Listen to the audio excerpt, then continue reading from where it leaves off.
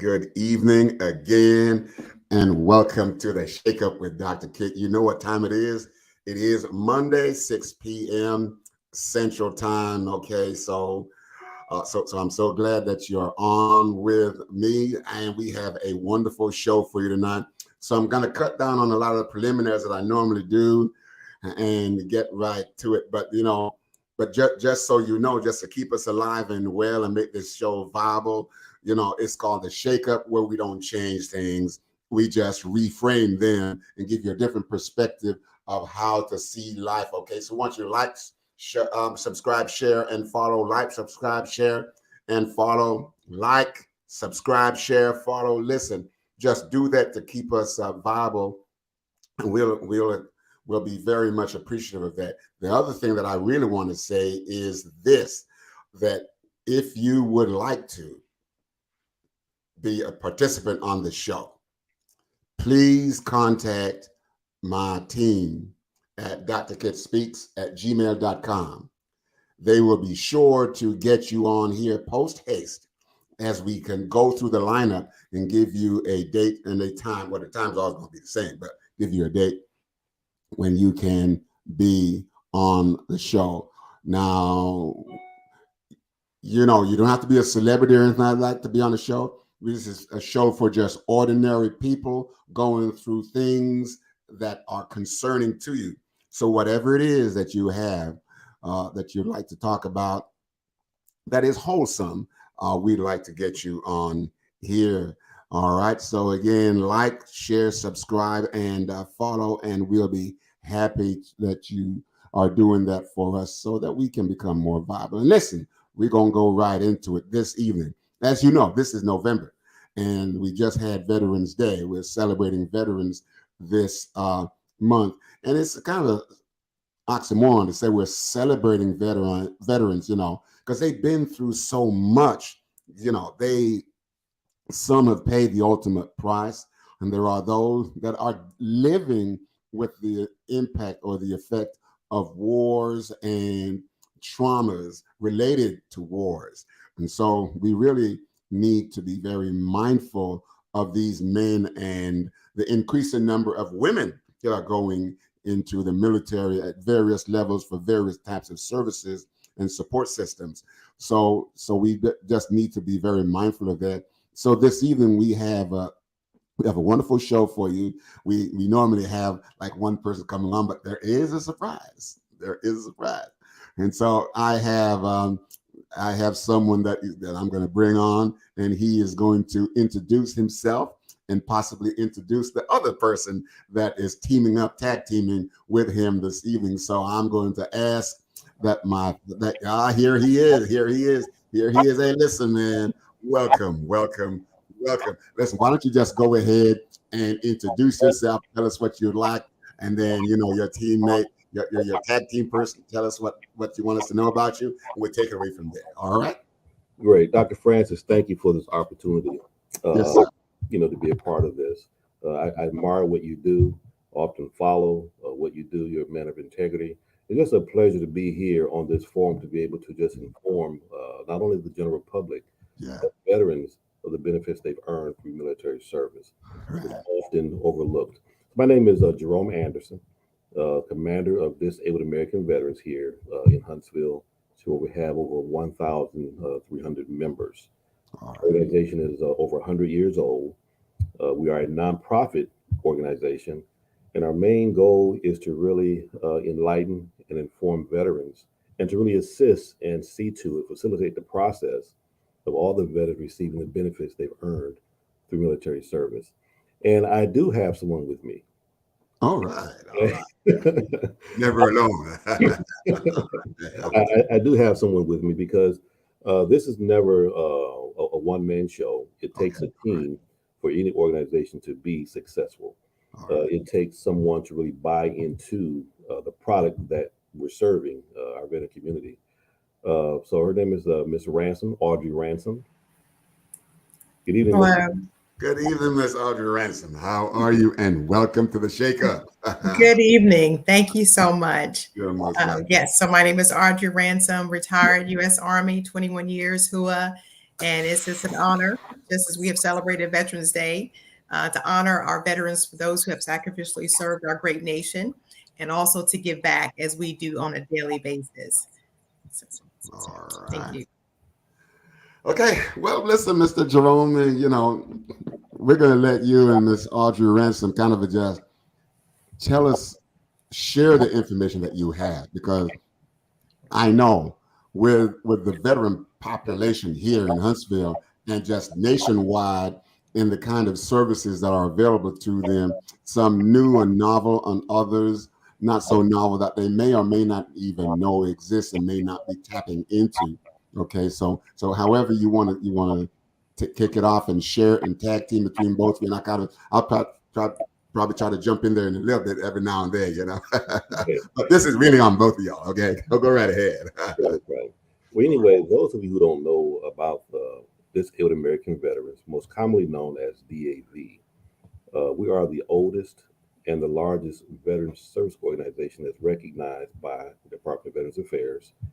We're over 100 years old, and our main focus is to provide free, let's stress that free, but I'm going to stress professional, free professional service to all men and women who have served in uniform. When you discharge from the military, normally it takes 2 years for a veteran to be totally discharged. With the processes, they don't know what's available to them. They get an honorable discharge and they think that their hands are clean, but that's not the case. Okay, because when you serve, you have health challenges. Not all disabilities are visible. So we just there to really facilitate the process. If you've earned a any benefit from the military, we're here to see to it that you get it, no matter how big, no matter how small, and it runs the gamut. Another thing that we do is we help all returning veterans transition back to civilian life. One of the things we often find is that the job that you do in the United States military doesn't always equate to a civilian career. So we're here to help facilitate that process.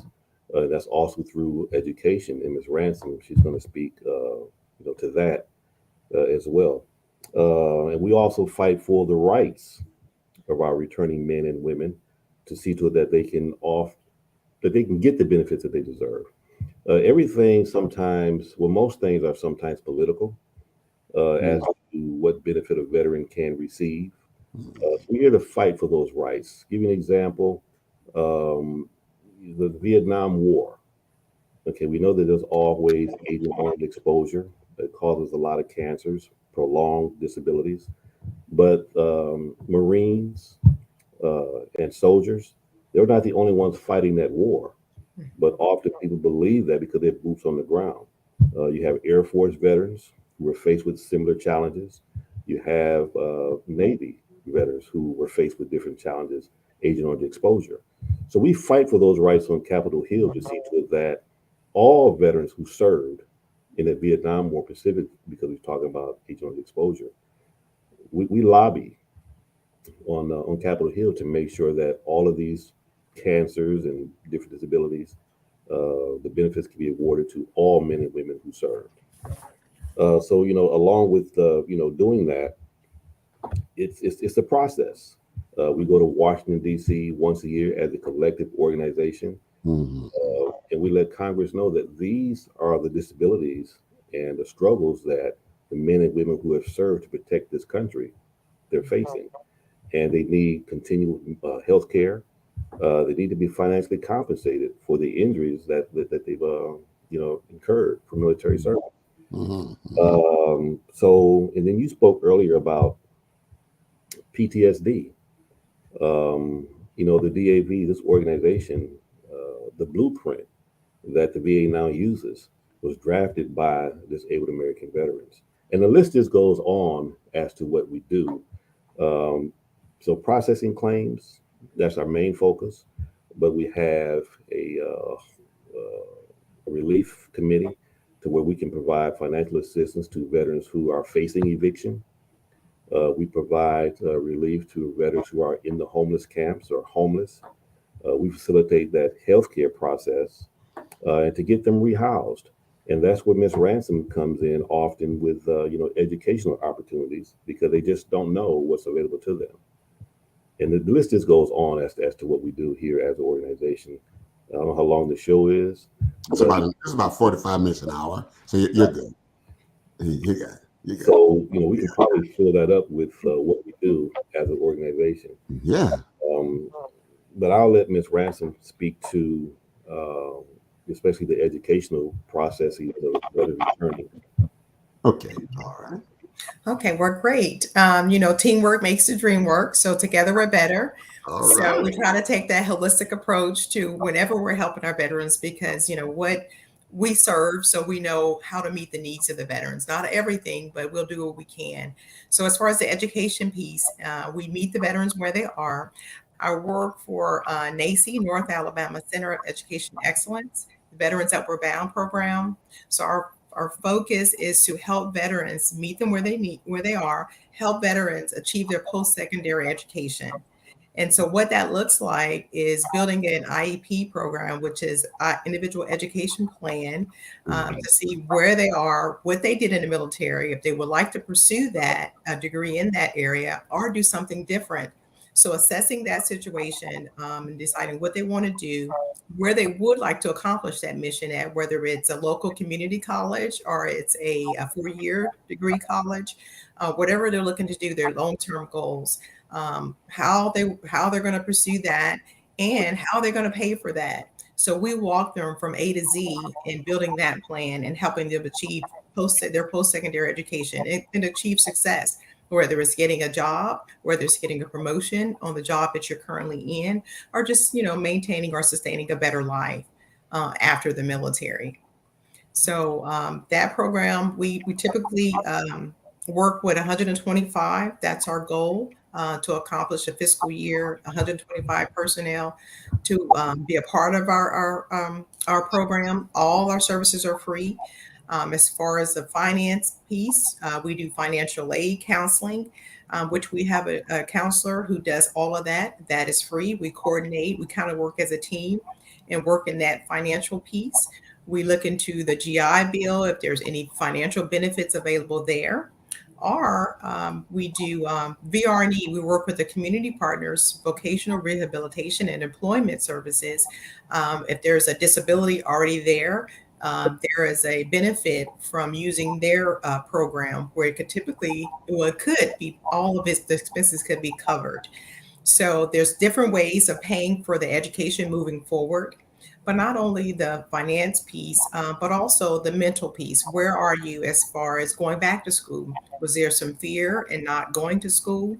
But addressing those needs. So we work again with the community partners, i.e. HUD VASH, the social workers, mental health providers over at the VA clinic, that we could set them up for counseling to get them enrolled in the VA program to allow them to get the help they need if they're not necessarily ready for school because of whatever injury they may have suffered during their military career. Going back to that, maybe education is down the line, but we have to start where they are. So it's a step-by-step method, and we're willing to work with them, the patients, and working with those clients and building them taking them from A to Z. So it's a phenomenal program. Like I said, all of our services are free. A lot of clients we help as far as their disability claim, they're looking to go back to school to better themselves. What can I do to better myself? I don't want to do what I did in the military. I want to do something totally different. So we'll work with that person individually in deciding what they need. To go a step further, we also work with the universities, the Veterans Affairs Office at each school.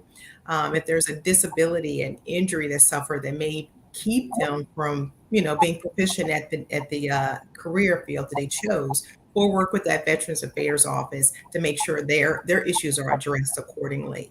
So we just kind of walk with them, just helping them to see the light in the tunnel, coming out of the tunnel into another light. So it's really rewarding. Myself, my background, like I said, U.S. Army. I work under small arms, ordnance maintenance, which is something that I didn't want to do after I got out of the military. So I switched over to acquisition contracting. And I thought, I don't want to work with numbers either. And my background is social work. So this is Oh. hands-on. This gives me opportunity to give back in Hmm. the field in which I desired going to college initially. So this is good. This is This good. is good. Mhm. Wonderful. Listen, let me just jump in here and just, just ask. This is a quick question.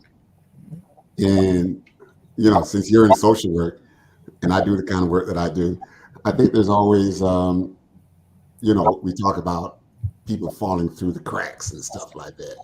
And I know Mr. Anderson and I went down to, a church.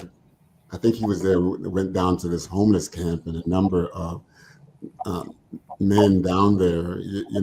They talked about being, military men. And do you have any difficulty trying to encourage them to take a hold of the services that you have for them that is free? Because to see them in a homeless camp is almost what I call gut wrenching, to see them living under those conditions after they've done so much. And how do you help them to, or can you, to what degree can you help them or help them to be motivated to do that, do the work you want to do? The similarity, the common ground is we're military. We were we're veterans. We were soldiers once, Right. airmen, whatever. We Yeah. served. So that's a commonality we work with and bringing them in and just talking to them and meeting them where they are. You don't necessarily have to start school, but we're going to get you to a better place from where you are Hmm. now. And just talking with them, just encouraging them. Hey, do you need any food? Do you have any activities? What do you want to do? What's your heart's desire? What did you always want to be? Maybe before you joined the military. So spending time with each individual to work with them and meeting them at where they are, not where we think they should be. And that comes, I just spoke with a homeless veteran today at the VA clinic. He had met Mr. Anderson at the program that took place on Saturday. And he said that, hey, it was such a great program. I appreciate you all giving back. I know I'm not where I should be, but I really want to move forward. And so those are the key words. I'm like, okay, so we're going to work with you one day at a time, one week at a time to get you where you think you should be. Okay. So, and it's baby steps. So don't get overwhelmed. We're going to move at your baby steps. We're going to move at your pace, but we'll take each step at a time and it'll work out. All right, Mr. Anderson, what do you have to add to that? Because I know you have a lot, you have a wealth of knowledge as well as so just tag team and just go ahead, and I just got to jump in every now and then. Okay. Okay, great. Thank you, Ms. Ransom. That was very well put. We're in the homeless camps regularly. And when you are a veteran, there's some things that never leave you, Right. and that's discipline, respecting authority. So sometimes it just takes a decent conversation. But dealing with the homeless camp, last fiscal year, we were able to affect the lives and affect change of 74 individuals. And that's Wow. either preventing them from becoming homeless or rehousing the veterans from the camps. Yeah. Our first thing that we do in the homeless camps is we try to get them to the VA clinic and get them enrolled for health care. That's the most important thing. When they're discharged, they don't know, really how to get a job because you spend years being told what to do, where to go, when to eat, how to dress. And then once you discharge, you don't have a what to do. So we get them to the VA healthcare system. They get the assessments, mental health, they get a physical checkup. And then, as Ms. Ransom mentioned, the HUD VASH program, that's the Housing Urban Development VA Selective Housing, to where they receive vouchers to get them off the streets, out of the camps, and get them into sustainable living. Um, some veterans are there by choice, but most are not. Most have just lost their way and looking for direction. And that's why we visit the camps, so often and so regular, because we know that they need someone just to point them in the right direction. And sometimes we facilitate it. I personally go down and pick them up sometimes and take them to the VA clinic. And once you get them enrolled, we hold their hand. They have to be willing to participate in the program, but we never leave a man behind, regardless of what it is. Often tell veterans who are in my office, if I'm going to be the first one through the door, I don't want to look back and see that you're there. I want to feel your presence because we're really doing this, for you. We're not giving you a handout or a hand up. We're holding your hand to make sure that you can, live a better life. That transition is often difficult. So, once they go through that process, uh, as you know, Dr. Francis, Miss Ransom, not all disabilities are visible. Yeah, The yeah. scars of war are very real. The mental scars are very real. Most individuals in the common public will think that PTSD is associated with one particular thing. But if you've seen or suffered a stressor that can cause you to have PTSD, you can witness a car accident, and that can cause an individual to have PTSD. But to lose a comrade, to be in a place that you may not believe in, a war that you may not believe in fighting, but you're here to protect the country, so that your loved ones left behind, can have a chance at freedom. So once we do those type of things, their life changes. I mean, we have seen so many veterans' life change. Like today, giving out food. A Mm. veteran who has spoke with Ms. Ransom early today, at the Veterans Resource Fair at the clinic. Uh, we were able to sit down tonight and find this guy housing. So that's what we do. I mean, any time of the day, any time of the night, if we're available, we can do it. We facilitate that process. No man left behind really means just that. No man left behind. Mm. Yeah. Listen, And just let me just say this here real quick. For those of you that are just coming on, we have two amazing veterans here, Mr. Jerome Anderson, Ms. Audrey Ransom, and they're talking about important issues that not just those who were in active service, but family members and friends who supported them outside of the military, and now they have to come back and re-engage with these people. And Mr. Anderson just talked about PTSD, and that engagement process may be thwarted or aborted or just slowed down because of how do you come back and re-engage. And I understand it because over the years I worked with a number of veterans and their families. So this is what we're talking about tonight. So just just continue. Just reach up on your phone and just get somebody else to just join in and just be a part of this. You might have been a military person, but you're certain. All of us are certain beneficiaries of the military. Uh, Listen, let me just ask this since you talking about PTSD, um, and I just said this a little while ago that one of the things that I've heard from and worked with veterans with is that when a soldier is deployed and they come back home, okay, and they have a spouse and young children, and trying to decide how the roles will reshape itself after one has been away for such a long time, and the one who's home, they kind of fit in and orchestrate the role themselves, and somebody comes back home, and it kind of changes the dynamic, especially with the degree of dependency that this person coming back home would have on the one that's been here. How does that, either one of you be able to talk about that, from the family perspective, and how that might how that might play out. Dr. Fred, that's a very good question. And I think that Ms. Ransom would be the one to All answer right, that question. all right. So I think she's the perfect one to answer that question. Go ahead, Ms. Ransom. let me just touch on it from when I was in and what we call a reintegration plan, where we, kind of when the soldier comes back, whether male or female comes back from wartime, they're a part of the plan to get them back into civilization, back into the family unit, is to have counseling. It's a family counseling. It starts with the soldier, him or herself, and the family involved in that. So everyone gets a part of the counseling. and you go through a period of time, 30 days, 45 days, or whatever, to reintegrate you back into this is how life goes on when you're not here. And so understanding and appreciate those roles that things that were accomplished when you were away.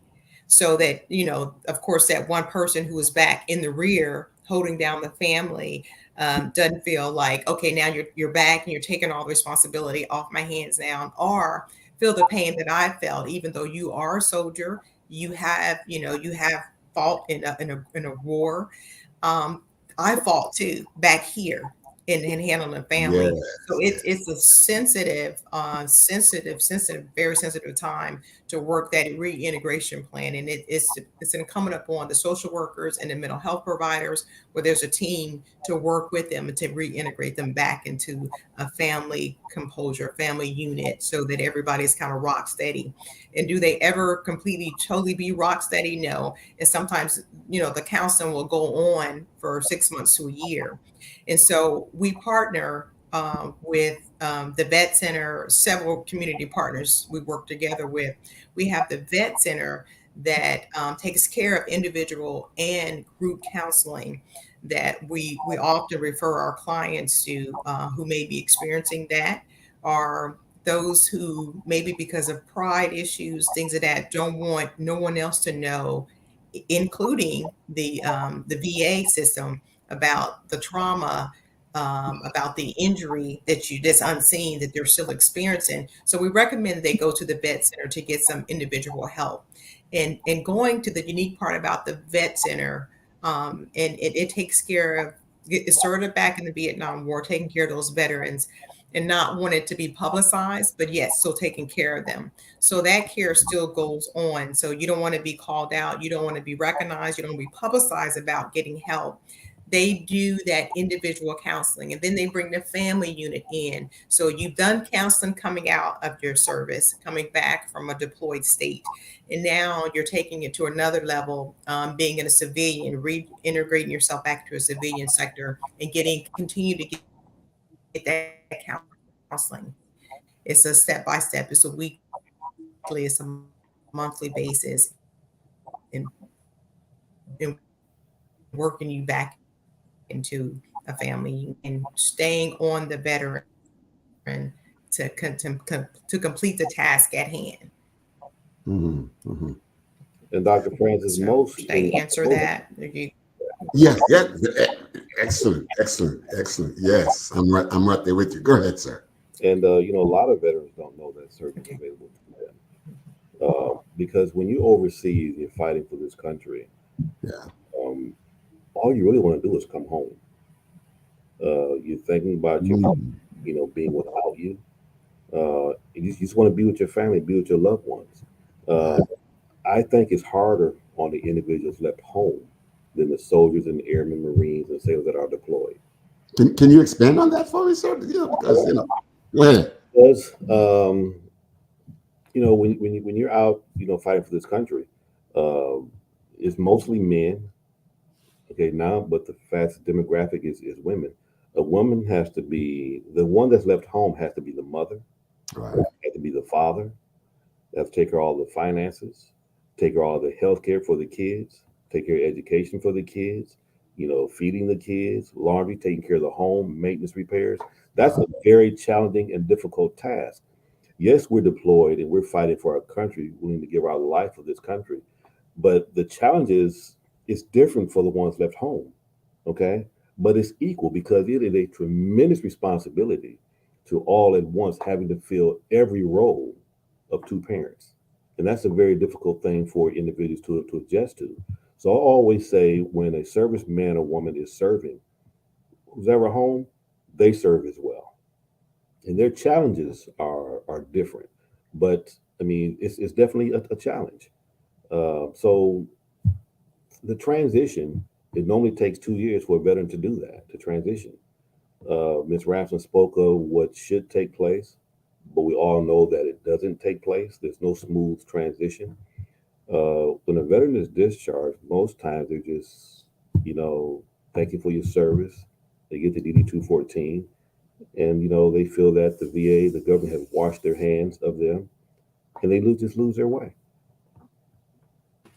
Mm. Wow. And it's almost like they get a slap on the back, they get a paper, and they're moving forward.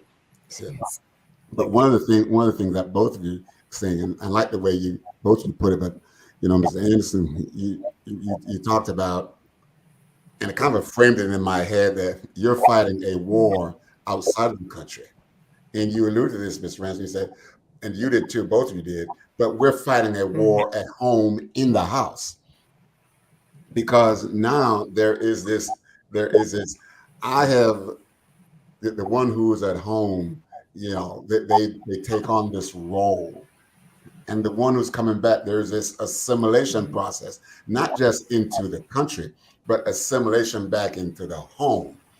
And there is this attachment between parents and child with the resident parent. And so the other one is like the visiting parent and how that might go, and so we have fragmentation of the family and all this kind of stuff that's going on. And that is indeed a war that you're fighting. So, Mr. Ransom, how often do you have to, kind of run interference between some of that, from a social work point of view. Mhm.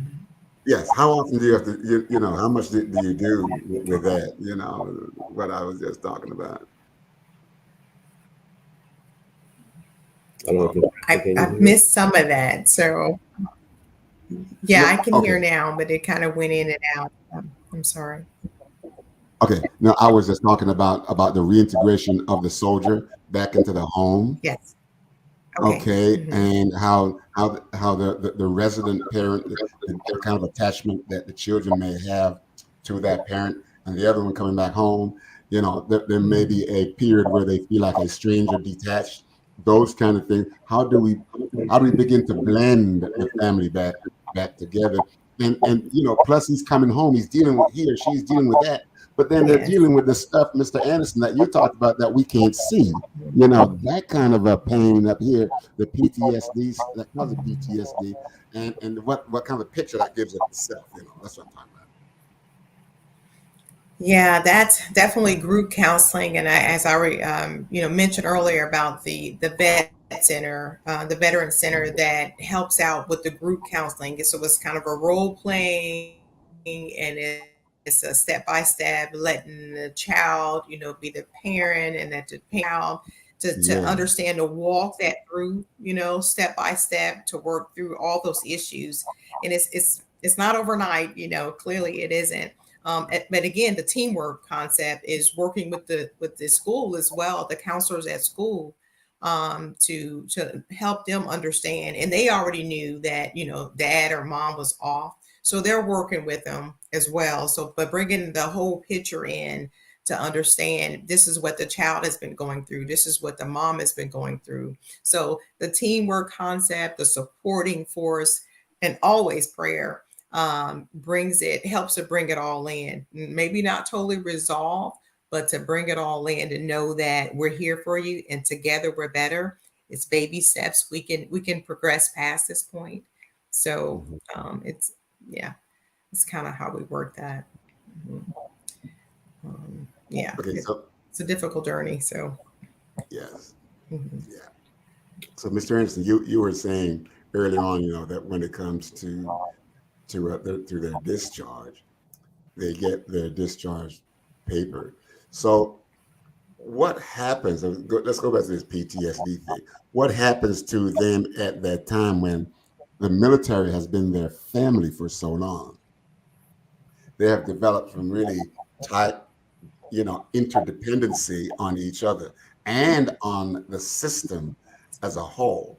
Mhm. But sometimes they may not feel like the system is being as parental to them as they have been a child to the system. And then they come back home, they get or they on their way out, they get this discharge paper. What are some of the dynamics in that? In terms of how they view themselves leaving the military, and how they might feel about the military.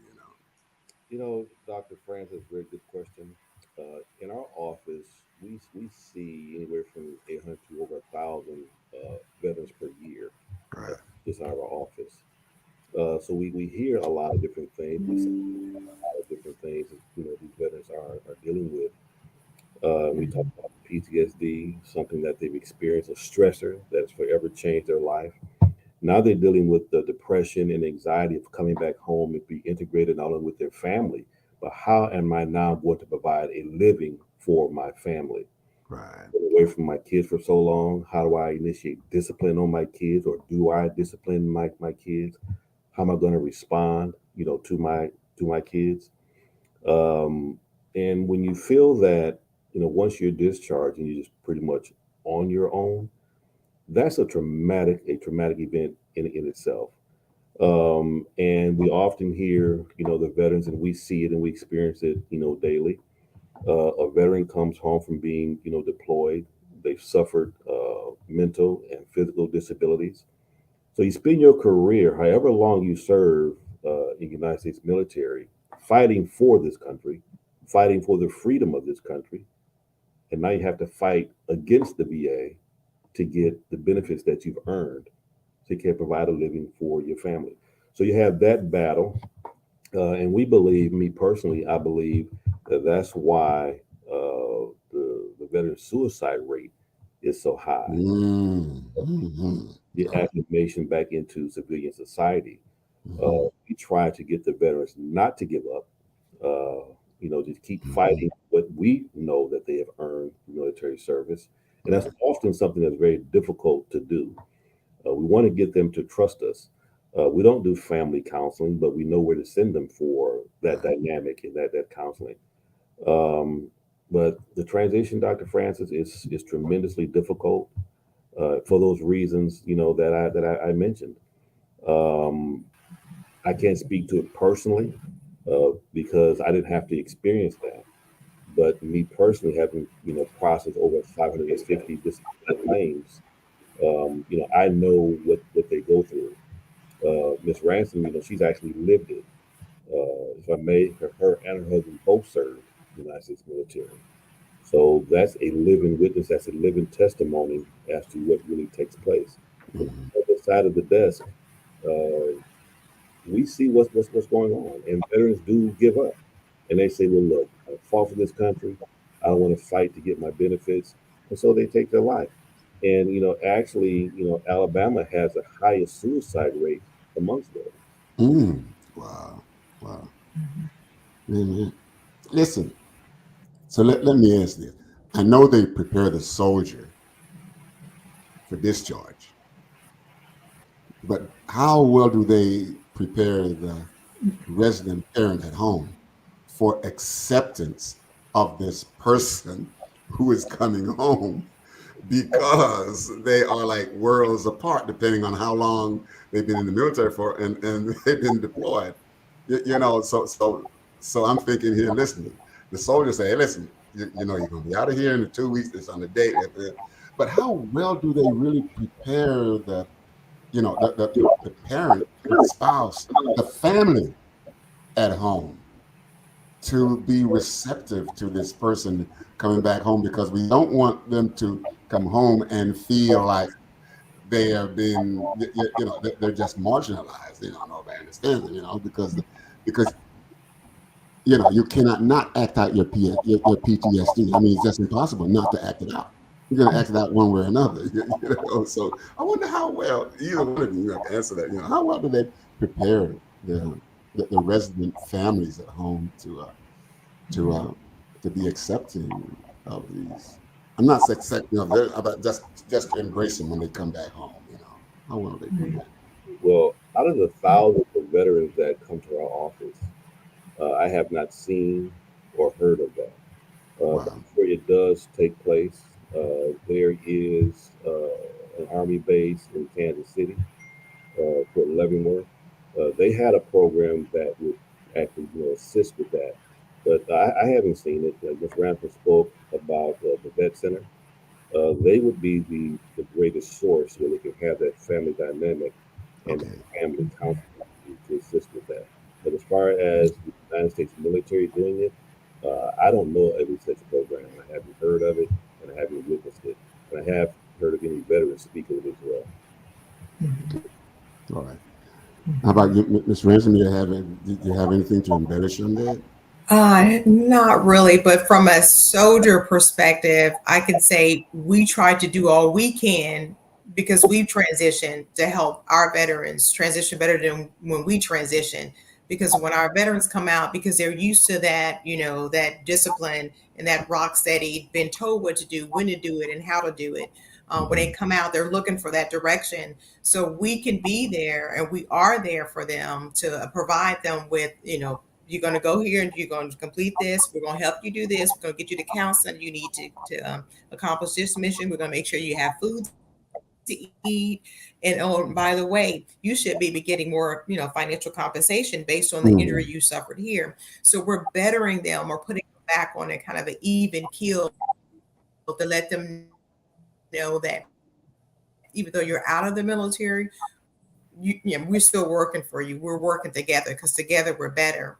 And so, again, with all of our partnerships, one, I would say NAFOC, North Alabama's Veteran Coalition, which have about 57 organizations under that realm.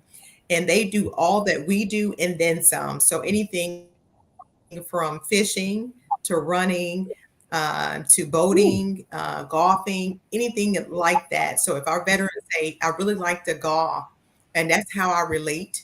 Okay, well, let me get you signed up. Here's a point of contact you can reach out to. They run a boating club. They run a running club. So something that they can, come together to say, this is familiarity. I can do this. We can rock that. I can get through this. I can get past this point resonating right now where I am. So I can go run and I can work through with other veterans who have been through what I have been through. And that way they can be more effective in the home because they feel like they're a part of something bigger than them. So yeah. All right. So why does the government make it?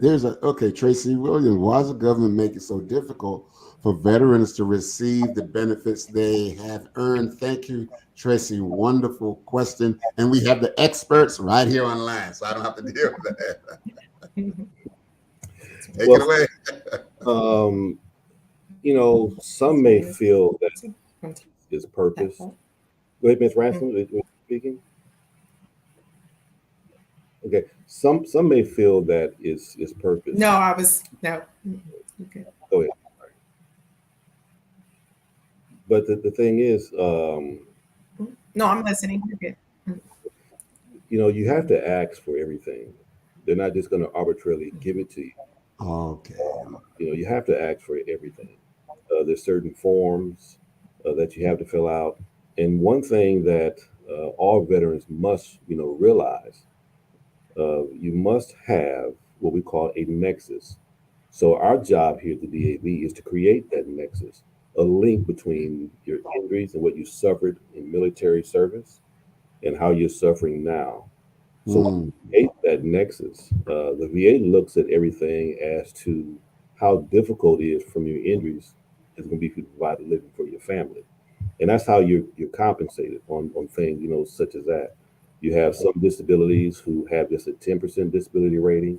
You have some that goes up to 100% disability rating. But they're not going to give it to you unless you can prove medically that you have, sustained these injuries. It's all about wording, timing, and the proper forms.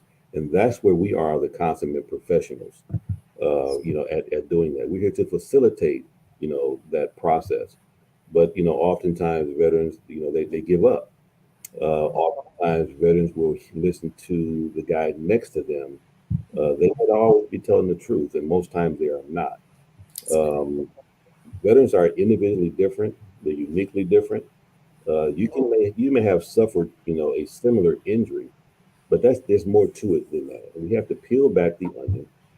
In our office, we go through every line of a veteran's military record, their service treatment records. And if there's a disability there that we feel that a veteran's earned, then we fight, to get it. So some may say that it's difficult, but it's just you need to have a professional. I wouldn't recommend anyone take on this battle themselves. We get trained and certified every year to do what we do. Every Monday morning, I'm here in my office making sure that the forms that we use are up to date. Because not all the VA offices they don't communicate as well as they should. You can access one VA form off of the Google Chrome platform, and then access that same form off of a different platform. The forms will be different, although the dates are same. The constructs of the form it could be different. So that's why you really need someone to advocate on your behalf. Like I say, some veterans may think that it's done purpose. Sometimes we feel that same way, but we just don't give up the fight. We're trained to do what we do, and we're a volunteer organization. You can't work in this office and volunteer in this office unless you've experienced what you're trying to help someone get through. All right. Thank you so much. I want to thank you, Ms. Williams, for that great question. Um, Now, to both of you, I guess, what would you say would probably have been or is, the biggest struggle that you have, like working with the veterans? This is not to downplay this. I'm not talking about the veterans. Talk about as you're going through this on a day-to-day basis. What are some of the struggles that you come up against? I would Either one. say the follow. I would say the follow through. There's so many different issues that are going on within each individual. Like Mr. Anderson said, every individual, of course, is different, and the unseen things that maybe there's fear to release those things so that we can move forward. There's a reluctancy to kind of talk, even though we're all veterans. We've served, but still there's still some that you got to kind of walk through. And it's a patience thing. It's really based on going back to the question she asked. It's patient. Put your patient hat on, but be willing to move forward. And that's the struggle, and being willing to move forward. I'm here, but I don't know what to do, but I want to move forward. Okay. And then letting go a little bit, and then maybe we don't see them again for a while. And then I'll reach out. I don't mind reaching out because I know they need help. Then coming back to the table again and starting all over again. So I would say the reluctancy in sharing all to get the help to move to the next step. Okay. All right. Thank you. Thank you for that, Miss Audrey. Mr. Doctor, Anderson, how about you, sir? also along, with that, one of the difficult things that I experience on a daily basis, especially since the PACT Act has been out. This is our biggest package in our nation's history of compensation for veterans of all wars, even going back to the Korean War. Wow. So we had what you call the Veterans War CARES Act, to where the Congress has to take money from one era of veterans to fund another era of veterans. We just finished our nation's longest war, the war that started in 1990. That's a 20-year war. A lot of horrific, disabilities and injuries come from that. And like Ms. Ransom said, a veteran doesn't display, patience. There's really very little we can do. In our organization, we ask a veteran to do two things. Mhm. Me personally, a veteran do two things: provide me with what I need to process your claim, be honest, okay, follow my lead. That's really all that we ask a veteran to do. We're trained to do this. We process so many different claims. Give us what we need. If it's in your medical records, if the medical evidence is there, let us do our job. You can't fake these things. If you earned something through military service or disability, it's there. Just let us do our job and stay out of the way. Because I know a lot of the veterans that are listening, we go back to inform the intent to file. That gives us 1 year to process a veteran's claim to preserve that seniority date for potential back pay. A year goes by fast. It goes by Mm. quick. But we get veterans on a daily basis who that process, that application, and that attempt has expired. Now you have to start the process over, and the veteran becomes more frustrated because it's really something that they didn't follow through on. You know, it's hard to get into this office. It's by appointments only. We're very, very busy. So when you miss an appointment, it may take you a month or 2 months to get back in to see us. Mm. Mm. So it's imperative that these veterans, when you make an appointment, you know what to bring, do exactly as we ask you to do, and let us handle the process. You can't do it on your own because you're not trained to do so. The forms that the VA requires, they change. They change regularly. Okay, and it's all about finances. You know, we can't fund this. We have very few WW2 veterans alive. Any. We have very few Korean War veterans alive because they're in their mid to early to mid 90s now. So now we're looking at the Vietnam era veterans and this Gulf War era veterans. So we have to think about all the group funding.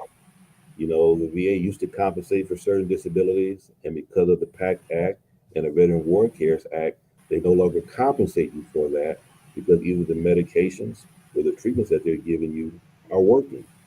And that's something that's handed down by the Inspector General. So we take care of all that in our office. The reports from the Inspector General, I print them off every Monday. I commit them to memory. I make copies what I need to make copies of because I know what we're facing with these veterans. We just really need a veteran to follow up on the free services that they're being provided here in this office. Just show up, give us what we need, and let us do our work. Mm. Amen. Amen. Listen, I want to thank you all so much. As they say in aviation, we're gonna let the landing gear down. Get ready to bring this back, bad boy home. But before we do that, are there any last words? Are there any areas that you want to touch on before we bring it to a close? Anything, just whatever. Anything. Miss Ransom, please, Women's Veterans Initiative. Well, I just wanted to highlight, if I may, yeah, I just like to highlight the Women's Veterans Initiative. Our goal Yes. is to engage with our female veterans, educate them on what resources are available specifically to them, and act on that through Congress. To meet with our women veterans at the VA clinic. We have about 25 to 30 females coming. I know there's so many more out there, but to come in, we get a subject matter expert to talk specifically about needs, whether it's, mammograms, whatever the issues are, what resources are available specifically to you.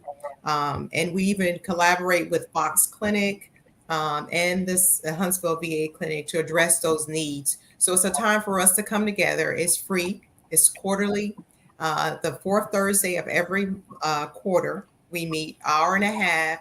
We have someone come in and talk to us about our needs. So it's a great building effort for us to come together and find out what's affecting us. Whether it's mental health, whether it's stress, whether it's whatever physical ailments going on. What do we need to do to address those issues? So it's always a great opportunity for us to come together and not to isolate, but we are very important to sustaining life.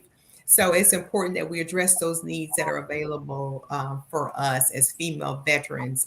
Military sexual trauma is one of the major areas that we address in that. So we have counselors come in and talk with our female veterans as well, but it's based on the needs. And I have the females after our session is over form or write it down if you don't want to talk about that, and we'll have someone come in and talk about that specific area the next time they come in.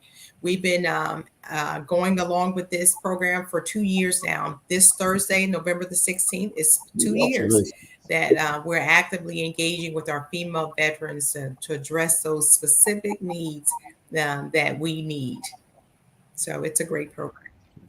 Yeah, listen, let me just ask this real quick.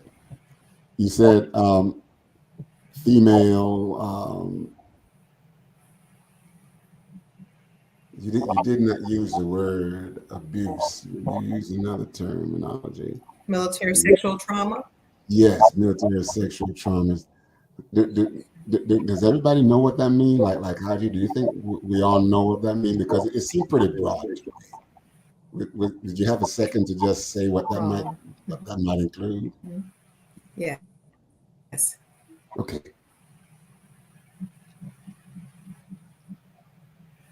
I was asking if you have a minute to just say what that might include, the military sexual traumas.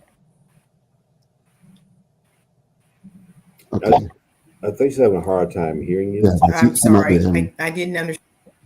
Okay, you're good. You know, For you've done well. You've done well throughout all of this. Okay. I'm sorry. Okay. Okay. In the meantime, Mr. Anderson, could you tell us any last words anything that you like to just address before we leave? I mean, I can address the military sexual trauma. Okay. Until I started sitting on this side of the desk for the last 5 years, I didn't really know how prevalent military sexual trauma was in our United States military. All right. But not only women suffer military sexual trauma. You know, men do as well. Right. Okay. I had the vision for this Women Veterans Initiative for several years, but the right person hadn't come along who's willing to buy into the process, who's willing to take on this challenge because it's a lot of work. Ms. Ransom came in. She's also a senior vice commander. We had a brainstorm. I gave my vision, gave the end game, and she took it on. And it's been very successful. It grows, but she gave me the invitation. I encourage all female veterans who are in your listening audience, to go to the VA clinic on with it Thursday at 0900 and just become a part of it. We're able to effect change in the VA clinic in the healthcare environment specifically.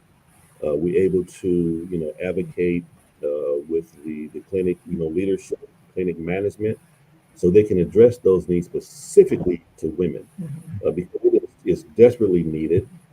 And I think because of the efforts of Mrs. Ransom and her tenacity and devotion and dedication to this, I think that it's only the second year, but I think that this will prove to be the Chapter 26 greatest achievement when you address the fastest growing demographic of the United States military. Ms. Ransom, you're doing an awesome job, and I really appreciate you taking on this challenge.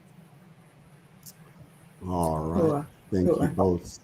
Thank you both so much. On behalf of the listening audience and everyone around the world, I would like to say thank you for your service in the service and outside of the service and your ongoing service at all levels.